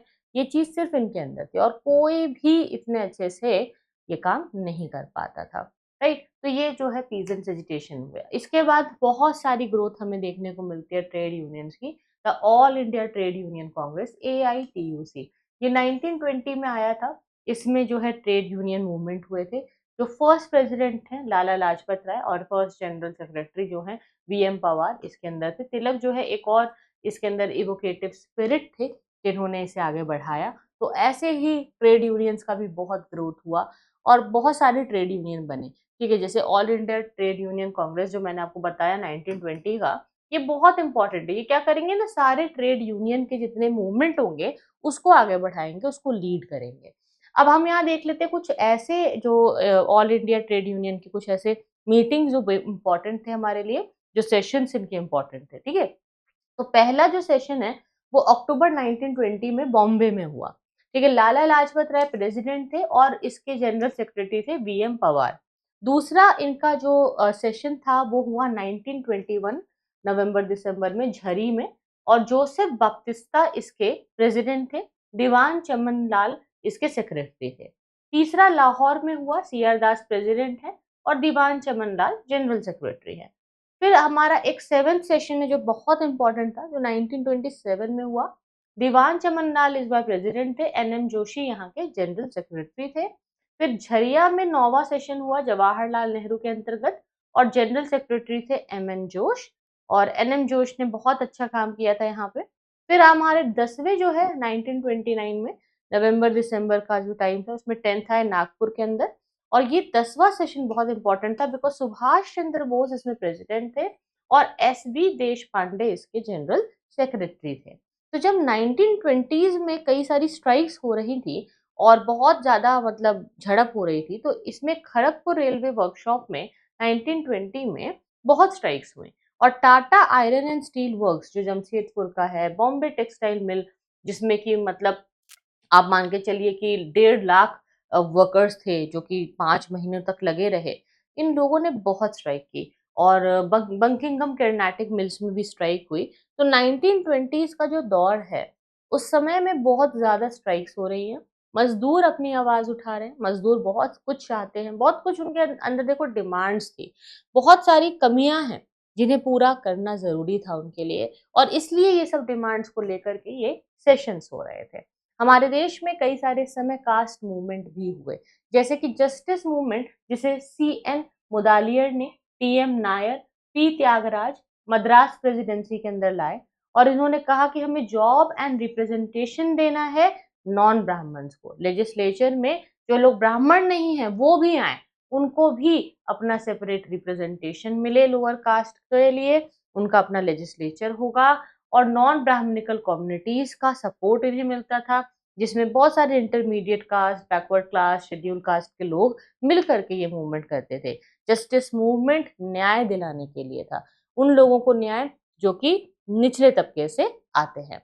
फिर सेल्फ रिस्पेक्ट मूवमेंट 1925 में आया, सेल्फ रिस्पेक्ट मूवमेंट। इसमें पेरियार जो है ये बहुत बड़े एक लीडर है, जो ईवी रामास्वामी नायकर मद्रास के हैं ये थे, और इसका जो एम था वो ये कि ब्राह्मणिकल रिलीजन को रिजेक्ट करना है। इन्होंने कहा कि भाई जो ब्राह्मणों ने अपने हिसाब से कल्चर बनाया या रिलीजन बनाया, उन्होंने उसको अपने हिसाब से प्रोपोगेट किया, और ये एक ऐसी सोसाइटी चाहते थे जिसमें इक्वालिटी हो, सोशल जस्टिस हो, समाज में सबको न्याय मिले। तो इन्होंने एक ऑल्टरनेटिव वेडिंग सेरेमनीज की जिसमें कि ब्राह्मण प्रीस्ट नहीं होते थे, ठीक है, पंडित जो है वो ब्राह्मण नहीं होगा और वेडिंग करवाई जाएगी। सत्यशोधक एक्टिविटीज जो सतारा में हुई महाराष्ट्र में, वो भी इसी तरीके के जस्टिस मूवमेंट का एक पार्ट है। तो ऐसे बहुत सारे कास्ट मूवमेंट हुए हैं जो जस्टिस दिलाने के लिए हो रहे हैं शेड्यूल कास्ट और शेड्यूल ट्राइब के लोगों को। इसमें भास्कर राव जाधव जो महाराष्ट्र के हैं वो बहुत इंपॉर्टेंट हैं, जो ज्योतिबा फूले से इंस्पायर्ड थे। ज्योतिबा फूले बहुत ही इंपॉर्टेंट लीडर थे, और उन्होंने बहुत अच्छी किताब लिखी थी गुलामगिरी, जिसके अंदर उन्होंने ये समझाया कि जो आर्यंस ब्राह्मण्स बने बाद में, एक तरीके से वो जब क्लेम करते हैं खुद को अपना सबसे ऊपर दिखाने का, तो उन्हें ये समझना होगा कि वो आउटसाइडर्स हैं जिन्होंने इंडिजिनस लोगों पे रूल किया या उनको हरा करके उनको दबाया। तो ऐसी बहुत सारे हिस्टोरिकल कनेक्शंस के साथ उन्होंने कास्ट सिस्टम की प्रॉब्लम्स को हाईलाइट किया और डिनाई किया कि हमें इसे नहीं मानना है इस तरीके से। तो इन्होंने एक एंटी ब्राह्मण जो है मूवमेंट शुरू किया था, स्ट्रांगली एंटी कांग्रेस पार्टी, क्योंकि कांग्रेस पार्टी के ज्यादातर लीडर्स अमीर घरों से आते थे, ब्राह्मण फैमिलीज से आते थे, तो बहुत सारे लोग इसके भी खिलाफ थे, ठीक है। इन्होंने अटैक किया था कास्ट सिस्टम को एंड क्लेम किया था, claim to speak for the Bahujan Samaj against the money lenders and Brahmans, ठीक है। जो मनी लेंडर्स हैं ब्राह्मण से, उनके खिलाफ बोलने की कोशिश की थी, ठीक है। तो जो महर्ष थे वो अंबेडकर के अंदर महाराष्ट्र में आए हैं। केरला के रेडिकल इजावाज जो कि के अयप्पन और सी केशवनम, यादव जो है बिहार के, इन्हें भी सोशल एडवांसमेंट चाहिए था। यूनियन पार्टी लेड बाय फजले ए हुसैन पंजाब के, तो ये सारे थे फजले हुसैन। ये सारी पार्टीज के नाम, ये सारे एरियाज के नाम आपको याद रखने हैं, जो कि सारे के सारे क्या कर रहे हैं, अपने लीडरशिप के लिए लड़ रहे हैं, अपने राइट के लिए लड़ रहे हैं, अपने जस्टिस के लिए लड़ रहे हैं। जब सब कुछ जो है बहुत ज्यादा बढ़ा, तो इस बीच में एक नया ट्रेंड शुरू हुआ दोबारा। इस बार आएंगे हमारे भगत सिंह। इस बार सेकेंड फेज रेवोल्यूशनरी एक्टिविटीज का स्टार्ट हुआ। इस बार क्या हुआ कि जो पहले चल रहा था सब कुछ, उससे अलग हट करके ये चाहते हैं कि एक बहुत बड़े लेवल पर रेवोल्यूशनरी एक्टिविटीज की जाए। और अब हम देखेंगे कि भगत सिंह और गांधी जी के बीच में जो एक तालमेल है वो बढ़ेगा और बनेगा और लास्ट में टूटेगा। तो वो हमें देखना है, राइट। यहाँ से हम लोग जो है अगली पार्ट में, अगली क्लास में कंटिन्यू कर सकते हैं, बिकॉज मुझे लगता है ये वाला पार्ट हमारा ज़्यादा लंबा नहीं करेंगे हम। और अभी मैं आपको रिकॉर्डेड वीडियोस ही दूंगी, I will not share the live sessions with you, because मुझे लगता है कि रिकॉर्डिंग में इट्स मोर बेनिफिशियल, एंड आप लोग रिकॉर्डिंग ज़्यादा देखना प्रेफर भी करते हैं। तो हम लोग क्या देखेंगे कि हम सारे जो रेवोल्यूशनरी पार्टीज और रेवोल्यूशनरी ग्रुप्स हैं उनको कवर करेंगे। कुछ रेवोल्यूशनरी ग्रुप्स में वुमेन का रोल भी बहुत इंपॉर्टेंट है, वो कवर करेंगे। साइमन कमीशन हम नेक्स्ट क्लास में कवर करेंगे। और हम भगत सिंह एंड गांधी जी का जो एक पूरा स्ट्रगल है वो देखेंगे। और फिर हम लोग गांधी जी के साथ government of India act of 1935 cover करेंगे, राइट। ये सारा पार्ट है। एंड बहुत जल्दी हमारा ये जो पूरा सॉरी मॉडर्न हिस्ट्री का पार्ट है वो कंप्लीट हो जाएगा। उसके लिए आप परेशान ना हो, very soon we will be doing it. ठीक है, आज जो हमने ये चैप्टर कवर किया है, इससे कोई डाउट्स हो, अगर आपके कुछ भी दिक्कत हो तो मुझे बताइएगा। इसके नोट्स आप बनाएं अच्छे से। I dictate you few points in the next class. अगली क्लास में हम लोग और सारी चीजें डिस्कस करेंगे। आज के लिए इतना ही। Thank you so much for watching. See you then, take care, bye bye.